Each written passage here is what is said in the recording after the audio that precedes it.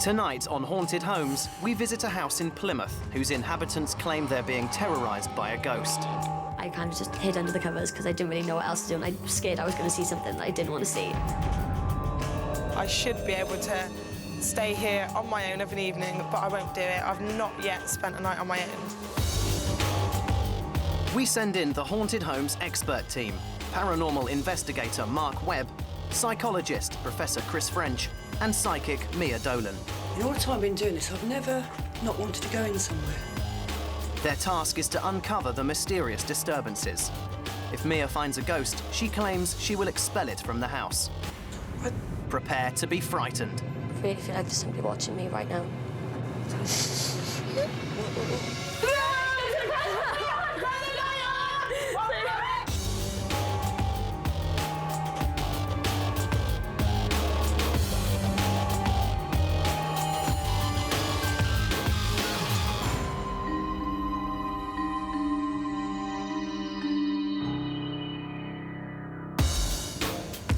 Some believe that the dead are all around, seen by only the most sensitive of us.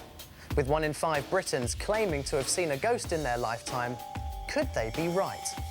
Tonight we investigate Swan House, a former pub, now home to 3 girls who are convinced that they're sharing their home with malevolent spirits. The first member of the Haunted Homes team we'll send in to investigate is Mia Dolan, one of Britain's leading psychics. But a psychic just means that I cover different areas in the paranormal. When I'm working as a medium, it means I'm working directly with spirit. I speak to ghosts. I speak to dead people. I don't need anybody else's validation. I don't need anyone else to believe in what I do, for I know what I do is right. It is right to be skeptical. It's right to always look for the logical explanation first.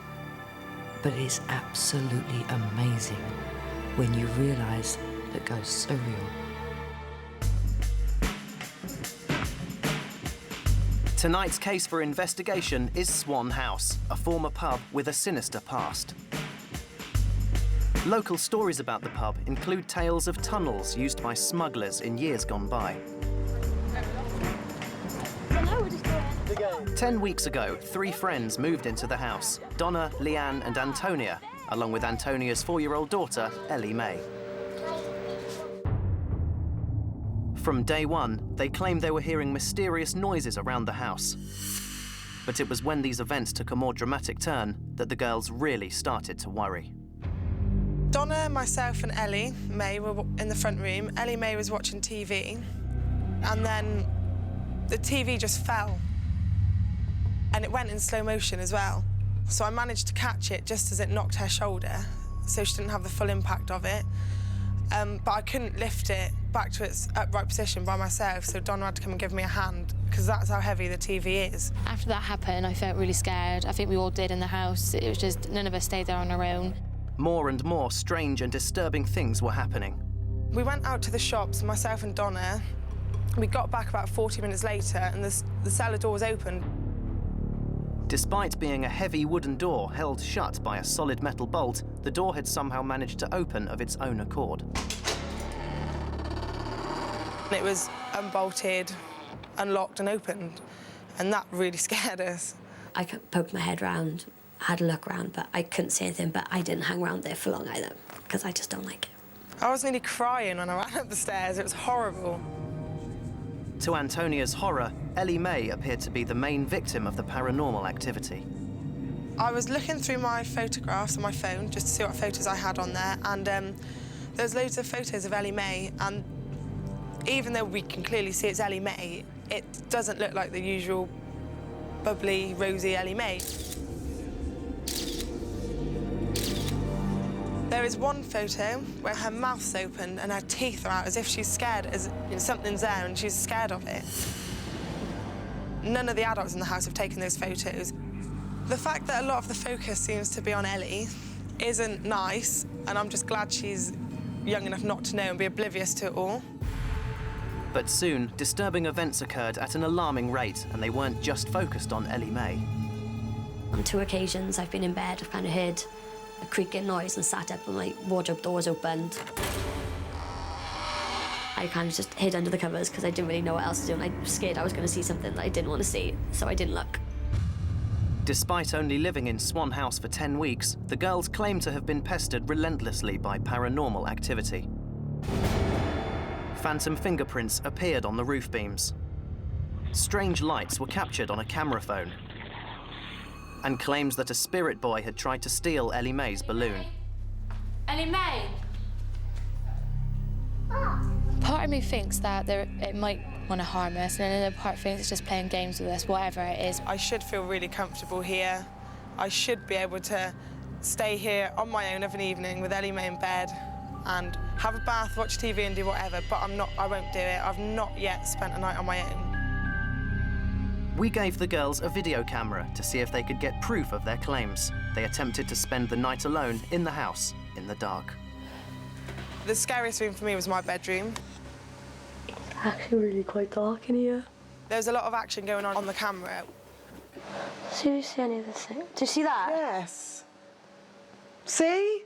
Mate, Did you see that then? There's loads of them. That was worse because that went across me. It didn't go down. Mate, can I just make things a little bit more scarier? Your wardrobe door's open.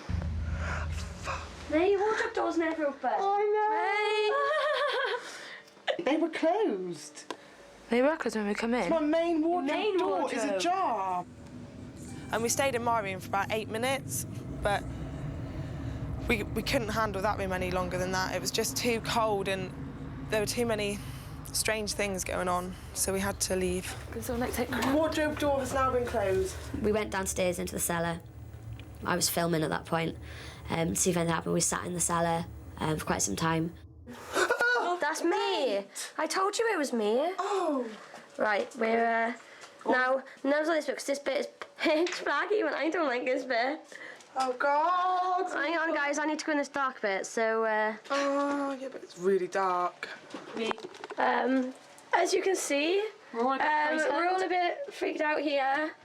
It's very dark, and we can't actually see where we're going. Oh. No, it's all right, sorry. Whoa, okay. Guys, no, seriously though, I don't like it. Mate, come on. Okay, guys, come on. Just keep holding my hand. Mate, I just saw something.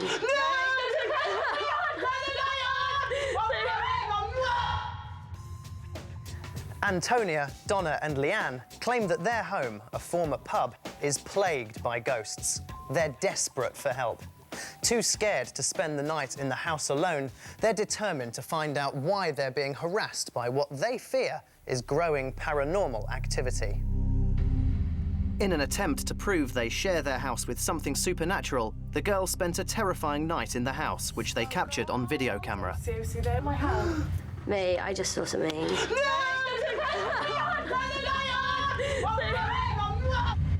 So terrified, the girls only managed to spend a draining 25 minutes in the dark. Unsure of what to do, they've decided to call in the Haunted Homes investigation team to help locate the alleged supernatural menace and expel it from their home. Mia is the first to arrive in Plymouth, one day before the rest of the team. She will examine objects from the house in a practice known as psychometry. I'm going to do some psychometry, and psychometry is when I hold the objects and get some information, not from the object. The object doesn't start speaking to me. What it does is it allows me to start seeing images and pick up information this way. Right, we'll start with this. With this, I see an old lady, an elderly lady with silver hair, and she's wearing an apron like a pinny. The feeling from this is family, really, so there's nothing nasty with this. A bottle.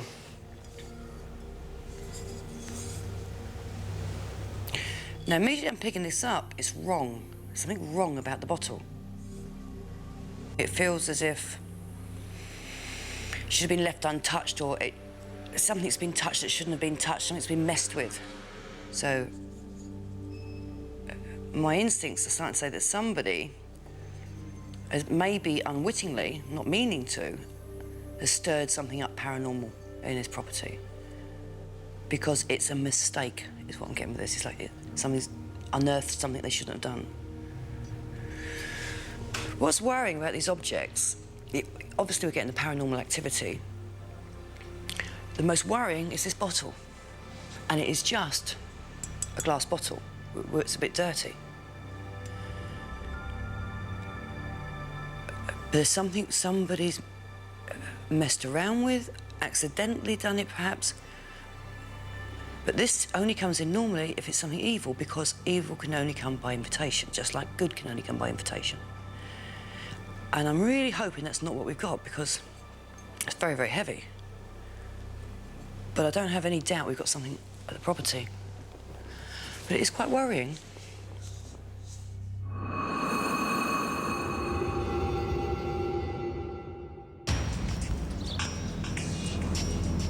The following day, Mia arrives at Swan House. She has never seen the property before, and apart from the psychometry objects, she has no prior information about the case she is to investigate. God, this is awful. There's a feeling of heaviness and dread. Okay, we're gonna have to go up, right the way up.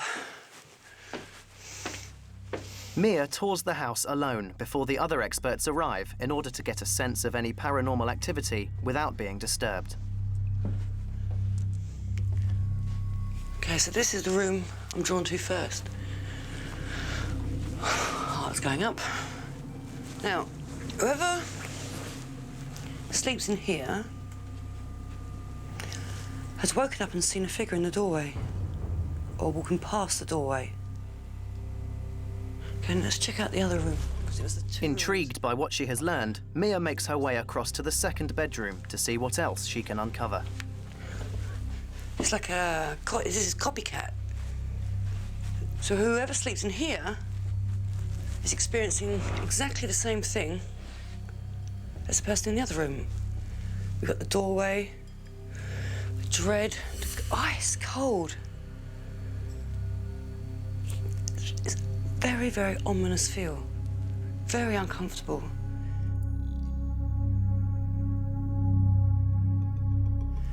Okay. Now go to the other extreme. We're gonna go all the way down. Let's have a look on the way down. What else is there? Mia makes her way back downstairs and is drawn to the front room.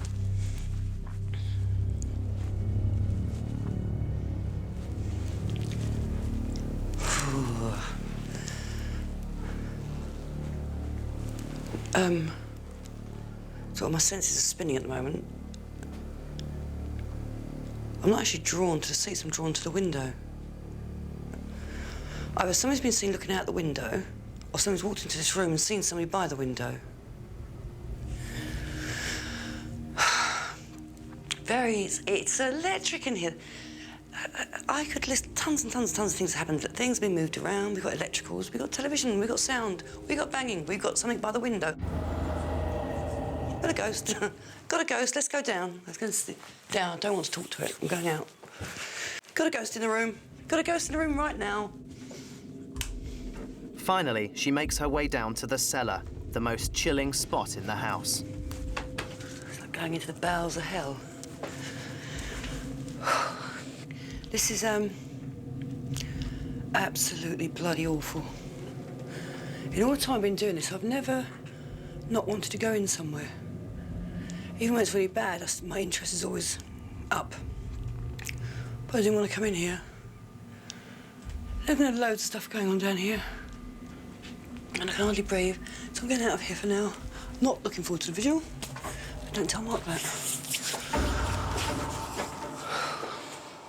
Following her tour of the house, Mia believes there are 4 areas to focus on: the 2 upstairs bedrooms, the lounge, and finally, the cellar.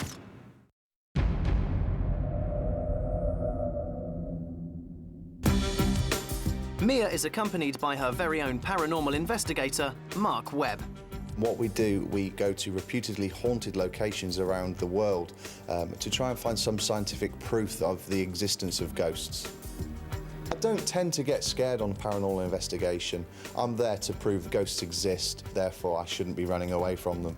Should anything happen, I should be the person going towards it, not away. To the skeptics, I would say that one day, coming very soon, I'm going to prove to you that ghosts exist. Skeptic Chris French, Professor of Psychology, will look for the rational explanation. I'm a psychologist with a special interest in the psychology of ostensibly paranormal experiences. I would love to see a ghost, but if I did have that experience, I wouldn't automatically assume, therefore, ghosts really existed. I might have hallucinated, I might have seen something and misperceived it. All the kinds of explanations that apply to other people could just as easily apply to me. What will Mark and Chris make of Swan House? How long have you been in this house? On arrival, Antonia and Leanne are keen to show them the front room where Antonia's 4-year-old daughter, Ellie Mae, was nearly crushed by a falling television set. TV. Ellie Mae was sat about here, that's my daughter, and she was watching a film and the TV just fell. It just literally, the cabinet didn't move at all. It was just a TV, it just fell, and luckily enough I was sat there, so I managed to catch it, and it just knocked her shoulder. So she was about there. She was about here. You were sitting over there, and the TV just toppled forward? Yeah. Like that kind of motion? Exactly like that. It's quite a heavy set, isn't it? Has that only happened on one occasion? Yeah. Only one occasion? Only the once. Right, and... The girls then lead Mark and Chris into the kitchen. They're keen to hear the boys' thoughts on the incident involving Ellie Mae and her balloon. Donna, or the housemate, put a balloon up here that belonged to Ellie Mae, had left the room, came back in, and Ellie actually had hold of the balloon. And Donna said to Ellie, "Oh, how did you get the balloon down?" And Ellie Mae said that the little boy was trying to steal the balloon off her, so she had to get it. But did she say how she'd got it? No. No. How old's Ellie Mae? 4. So she'd be... Yeah, that high, if that. Interesting how she's managed to get hold of that. But obviously you've got the two sides to the story. One is Ellie Mae, how did she get hold of the balloon? And secondly, who's this little boy? Yeah. Has anybody else ever seen a little boy? No. That's just Ellie, right. The experts have now completed their tour of the house, and it's time for Mia to meet the girls. She wastes no time in sitting them down and telling them about her experiences in their home. When I first came in and stood in your downstairs room, it was a great feeling of oppression and with like a sinister edge to it. And then I immediately got drawn to go all the way to the top of the house. And I went along the corridor and to the right, there's a bedroom to the right. And I went in there. That's my bedroom. Is it your bedroom? Yeah. So I went in there and I sat on the bed. And had this terrific sense of fear around the door, as if I'm looking at the door and something scared the life out of me. You said you're drawn to the door. My wardrobe door on 2 occasions has opened in the middle of the night when I've been asleep. I've heard like a creaking noise and the latch has flicked over and the wardrobe door's opened. So if I'm sitting on the bed facing it, that's in my line of view towards the door, isn't it? Yeah. Anyway, so then I went and was drawn to the next bedroom, directly opposite. Whose room's that? Mine. Is that yours? I mean, it was really a similar sort of the door, back to looking at the door again, but more the landing area. We I have say that's where the fingerprints fingerprints were found. On the wooden beam directly outside my room. Directly outside of... So that's caused an area of fear. When I was doing the psychometry, one of the unusual things I picked up was a bottle. And that was the worst thing in the whole psychometry. The worst. And it had a feeling as if somebody's done something they shouldn't have done. And that's a really sort of very heavy thing to think, because it means someone's either done a Ouija board, a seance, or they've played with something, or they've done something that's upset it, whatever's here. Hopefully you haven't done anything like that, and it's just been an accidental thing, that you've moved something that the thing here doesn't like you moving. Do you see what I'm saying? But when I was in the cellar, that was awful. Did not like the cellar, one bit. No one does. It was just really oppressive, and I've been into a few cellars, but there's something wrong down there, and I had this sort of weird sound of barrels and chains, like something being dragged across. And one of the last places I went to when I walked round was the living room. Walked in, there's a ghost standing by the window. Which window? To my right, as I went in. And I've got it there.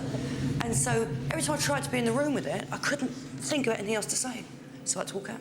That was the one room we felt fine in. But our friend who was outside thinks he's seen Leanne in the window twice of an evening. He shouted up to her, but we were all in bed. It wasn't me. I was in bed. And he said the first time he shouted up, she moved behind the curtain. And then the second time, like, she reappeared, he shouted again, and he said she just kind of walked back from the window. Yeah, I said that. I said that she would have been seen, or that it would have been seen at the window. I think we've got a really good chance of getting some paranormal activity tonight. So it's going to be very exciting. You'll be okay, mate. We'll be fine. After Mia's confirmation of a supernatural presence in the house, the girls are apprehensive about the night ahead. I'm a bit scared, but more, like, I'm more interested. You know, I'm a bit scared of what we're going to see, but I want to see something, you know, I want it to prove to me that it's not all in our imagination. Yeah, that's what what I it's like, not all just in our the heads. fact We're not all that- silly little girls, you know, that we are actually feeling and seeing There things. is something. I'm not looking forward to it at all. I wish we didn't have to do it anymore. I'd rather just leave it where it is, to not have to go through tonight. And no, I'm not looking forward to it at all. Now that psychic Mia Dolan has visited Swan House, she's convinced it's inhabited by a ghost or entity. The next step for our investigation team will be to experience a night in the house to see if they witness any paranormal activity. Mia, together with Professor Chris French and paranormal investigator Mark Webb, will join Antonia, Leanne and Donna in a night-long vigil.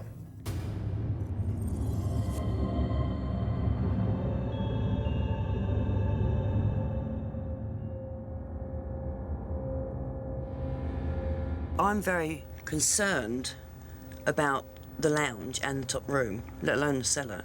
But I really think we should sort of focus on those areas. The bedroom, the lounge and the cellar, because that's, to me, where I felt the most, and I think, from what the girls have said, where they've experienced the activity. So where are you going to put your equipment? Have you thought about it, Mark? Well, I think if we put locked-off camera in Leanne's room, she's got a wardrobe in there. Oh, which, that cupboard door? Yeah, she claims that the latch has lifted itself and the door's open, so it'd be quite interesting to see if we could capture that. They've also reported to us hearing footsteps and other sounds from the lounge area, so probably some sound equipment in there wouldn't go amiss. And the EMF meter, I think I'm going to stick that down in the cellar. So we're agreed, but we've got a bit of an extra sensitive one tonight. Keep a special eye, especially on Tony, and just might get what we're after. As the evening draws towards midnight, the team prepare the house for the coming vigil. Mark heads down to the cellar, where he sets up his final piece of equipment. We're putting down here in the cellar the EMF meter. Basically what that does, it measures fluctuations in the electromagnetic field. Some people believe that fluctuations in the electromagnetic field is a reason for paranormal activity, myself included. So if this thing actually picks anything up and gives us a reading, we'll know that something's going on. Along with the cellar, our team will be focusing their attention on the front room and the 2 bedrooms. Static cameras have also been set up in the lounge, stairway, and the cellar, and will be recording everything that occurs throughout the night. Skeptic Chris will be positioned in the Winnebago, keeping a close eye on all of tonight's activities. Mark and Mia lead the girls into the front room of the house, where she claims she saw a mysterious and ghostly figure at the window. She allows everyone to settle before starting the vigil.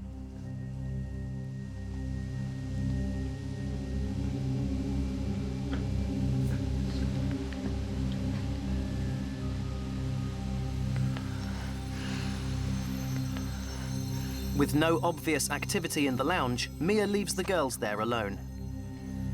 She and Mark head upstairs in an attempt to experience something paranormal.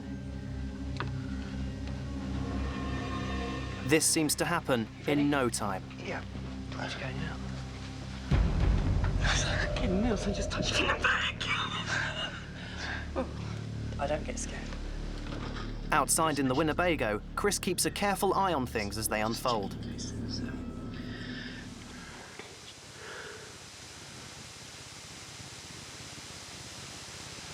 Just drawn to the door. It's like, just seen, it looks like there's a shadow stood in the, leaning on the door frame. Yeah. That's really weird. It is, isn't it? Easiest way I can find to describe that, what I'm seeing now, it's like in the movies when it's something that's got a cloaking device, you know, it still gives that haze. Yeah. Yeah, that's sort of what I'm seeing. It's certainly taking some sort of form. Where's your hand? Have you just touched my hand? No. Sure? Yep, not moved. Well, certainly I've not moved that hand. Mia and Mark aren't the only ones experiencing unexplained phenomena.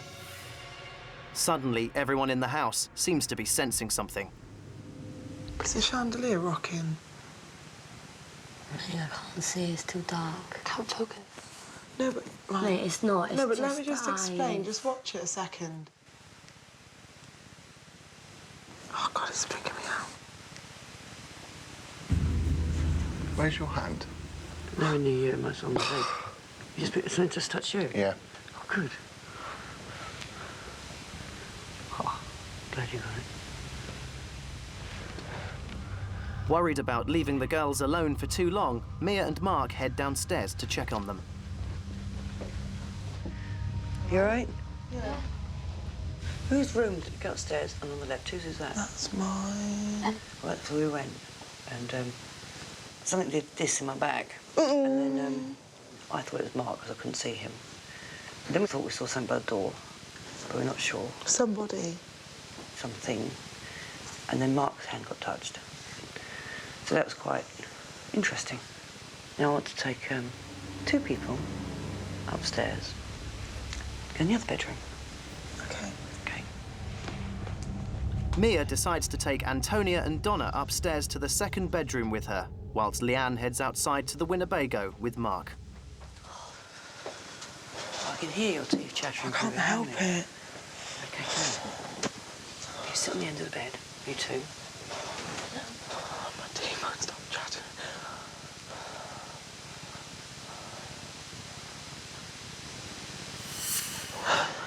Oh, shit. I need you back. You okay? Yeah, I'm fine. I'm really fine.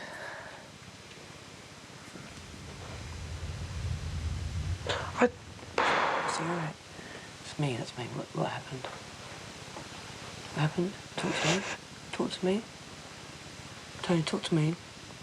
Talk to me, come on. What? What? What's the matter? Come on, what's the matter? Tony, what's wrong, mate? Tony, talk to me. What? Come on, talk to me. Come on. Breathe. Talk to me. No, I'm okay. You sure? What happened? I can't. Huh? Come on, talk. What happened? It's several minutes before a terrified Antonia is able to tell Mia what she believes she has seen. It was kind of a very strange and neutral colour, kind of disfigured egg-shaped thing. I think if I know what's going on, I'll be all right. With Antonia's sensitivity to the vigil, Mia decides to leave Swan House and join Chris and the others outside in the Winnebago. With everyone reporting psychic activity, Mia decides to draw attention to the cellar. So I'm going to put somebody in the cellar. Leanne, What, on their own? I'll come down with you. Yeah, Okay, you've been monitored. yeah, And the reason I'm choosing you is because you said yeah, you're really into this yeah, and that you're facing Fine. fears, yeah? yeah. Fine. Come on then. With that, Mia leads Leanne back inside the house and into the most terrifying area of all, where she'll be left alone with only a video camera to communicate with the others. This really is the darkest place. Very oppressive. While Leanne prepares herself for her ordeal, outside in the Winnebago, the girls monitor her every move. Come on, I'm doing this.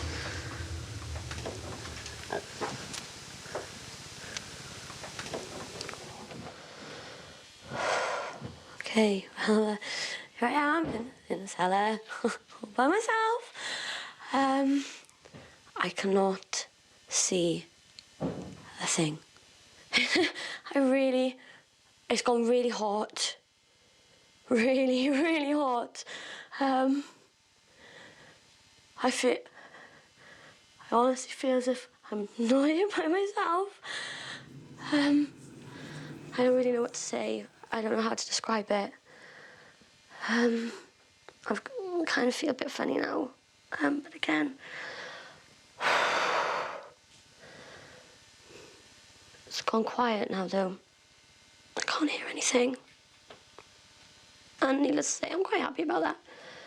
I'd just be quite happy if it just stays nice and quiet and I don't want to do anything. In no time at all, Leanne senses a ghostly presence. I really feel like there's somebody watching me right now. Oh, my God. I really don't like it.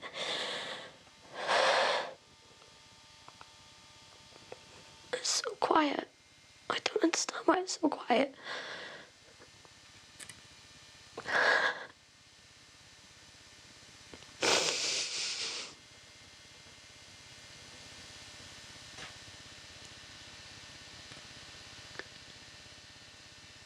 It sounds like someone's at the stairs again.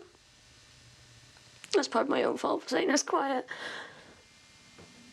I'm hoping it might be someone to come and get me. Yeah, that's someone upstairs.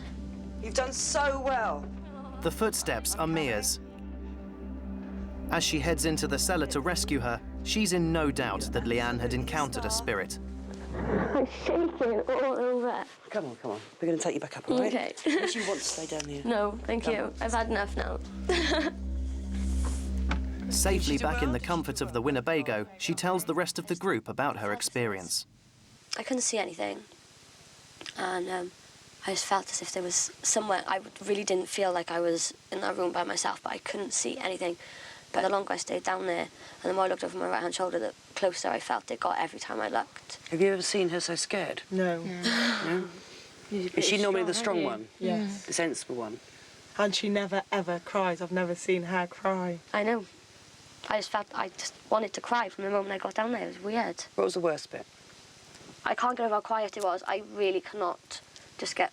There was nothing. Absolutely nothing. I mean, I pretty much felt as if I could hear my own heartbeat and nothing else. It was so quiet. Would you have stayed down there much longer? No. Ever sceptical, Chris saw none of this apparent activity on his monitor and heads down into the cellar to check things out for himself.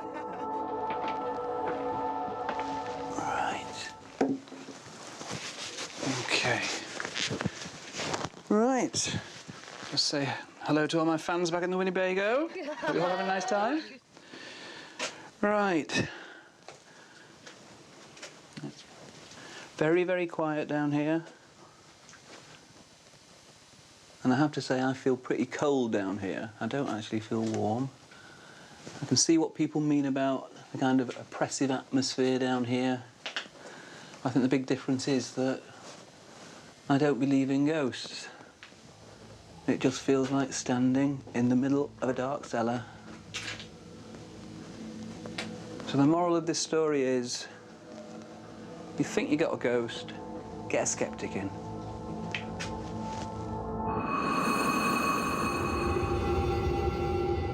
After the night's events, Mia, Chris and Mark get together to discuss what they found. I think the one thing we can agree on from last night is that the girls were the scaredest contributors we've ever had on a programme. Definitely. And regardless of if you agree with what they saw or didn't agree, they were terrified. Absolutely. We had some phenomena. I had some very interesting experiences. Most importantly, I think, was the sound. I'm amazed that the machines didn't pick it up. I know. I am as well. I mean, I've reviewed all the footage back, and the sound's just not there. So there's no way I can actually play that back now and try and find a logical explanation as to what it was. I mean, the interesting thing was, again, we didn't pick it up in the Winnebago either. You know, I mean, you all thought you heard something, but we've got no objective evidence to kind of try and figure out what it might have been. After a long and chilling night, Mia and Mark are sure that Swan House is haunted. However, Chris is not convinced. Mia says there's only one sure way to get rid of a ghost, by performing a clearing ceremony, an ancient ritual used by many cultures around the world to expel demonic spirits. Mia says that she'll summon the ghost haunting Swan House, and with the help of her spirit guide Eric, send it over. Okay, what we're going to do, this is the clearing, and when I start, I can't stop. And I need you to be strong. I know you got very frightened last night, but I need you to be strong and not leave the room, not leave the table. What I do is I leave my body, basically, and walk around and try and find whatever's here and bring it back to the room. Once I get it back to the room, I don't know if you'll see anything or not, but I'll be seeing it. And then, hopefully, I'll be able to question it, find out what it's doing here. And at last, I'll send it over. And then it'll be finished. Okay, any questions? No. Okay. First thing I'm doing is I'm visualising myself outside of the door on the landing. I've gone into the kitchen. I see chairs and little tables, as if it's a lounge. And there's a woman standing by the window. And she's got dark hair. And she's not old, she's only in her 20s. She's got a long skirt on, like a dark grey colour skirt that's quite full. And something around her shoulders, and she's turning around and looking at me. She just looks very sad. We'll try and bring her back.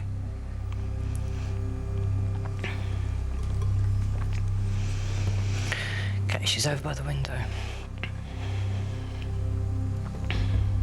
See, I'm seeing it as a different window, and it's got an old-fashioned dressing across the top, like a really thick, heavy old material, and the wooden curtains coming down the side, and she's looking out of that. And she's looking out to sea. She's in love with somebody that went to sea, but she didn't know he was going to sea. And they were meant to get married. And he didn't come back. She's died of an illness that marked her face. But she didn't want to go over in case he came back.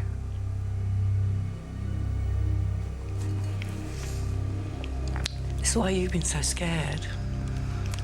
Because you love someone from the sea. Do you understand? And so she could pick you. She's feeling your emotions. What about the television? Oh, she didn't mean the television. She didn't mean to do the television. It's just the energy, her energy pushed the television. She was actually trying to stop it. It's very sad. She doesn't know how to get over. She cleaned here. She worked here. And her man was a fisherman. And his name was Paddy or Patrick. I think it's Patrick. What's your name?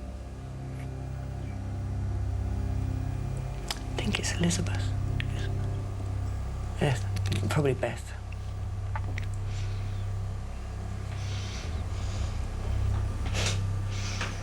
Okay.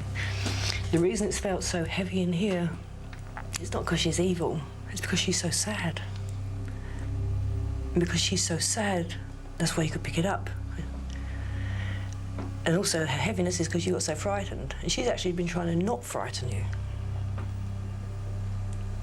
I'm going to send her over. She's brushing herself down, as if she's making herself clean. And... Hold on, let's do it.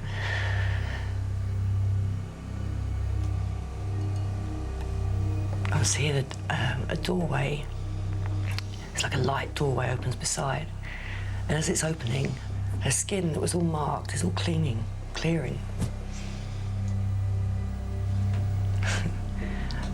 It's the easiest thing I've ever done. She's actually lifting front of her skirts and stepping through.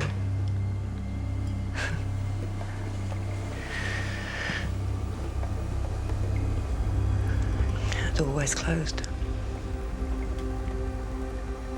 And the light's going.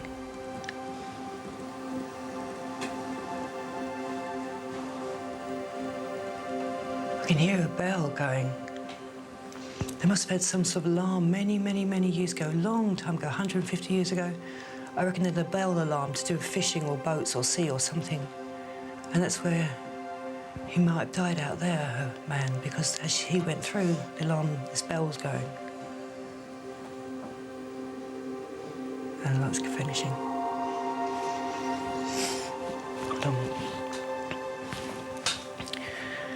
De profundus clamave ad te, Domini exaudi vocem meam, fiant ores tuae, intendentes invocium, deprecationis meae, si iniquiatis observerus, Domini quae sustenabi, et ipse redimit Israel, ex omnibus iniquiatibus ejus. Finished. That was so lovely. I thought it was going to be something really awful, and it's a really sad love story. She's gone. You didn't have anything evil, you didn't have anything nasty. You had a broken-hearted young woman who didn't know where her man was. Mia tells the girls what she believes happened to Patrick, the young fisherman. When I first started, I thought he'd been press-ganged or taken away from her. I think what she meant was he was taken away. It was an accident at sea or fishing or something like this. So it's not what I expected. It's not an evil entity. Just somebody very, very sad. Are you okay? I never expected her to find a sad person. I assumed that it was going to be something nasty or, you know, not the way it turned out. Totally didn't expect it. Shocking.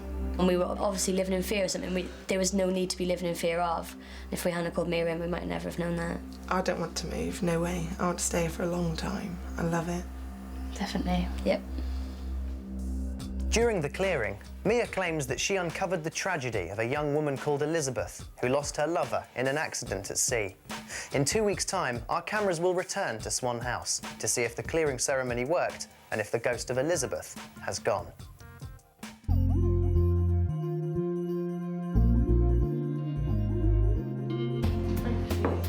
2 weeks have passed since the clearing, so how has life changed for Antonia, Leanne and Donna? The first thing I noticed after Mia left was there was just quiet and peace in the house. Everyone just seemed kind of happier. I'm not sure if that was moods rubbing off on each other or anything, but it just seemed like a lot of a lighter mood around the house. After about 20 minutes of being in the house on our own, I decided to go down to the cellar. And I stood in there for about 20 minutes, and it didn't feel scary at all. It just didn't bother me. I go down there all the time now, in the dark, to put the gas on and things, and it's fine. So how do they feel about their home now? I love living here, I do now. At first I was getting a bit, you know, wary of it all because it's getting a bit scary, but now I really do love it here. It's a nice, big, normal house, nothing to worry about, nothing to fear. It's perfect to live here, it's lovely. We love living here. In blue. When I look back on everything that happened, I do believe that something was here. I'm not too sure what it was, but I do believe there was something, and I do believe it's gone now, whatever it was, yeah. It's definitely made me believe that there is, and there are ghosts out there, and stuff like this can always happen to people, and you never quite know who it's going to happen to, or when it's going to happen next.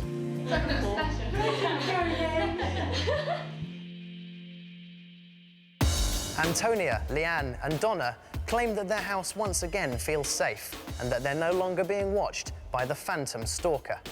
Haunted homes may not just be myth or legend. Perhaps tonight's evidence might make you take stock of your own beliefs. If you haven't lived in a haunted home yet, maybe one night you will. Sleep well.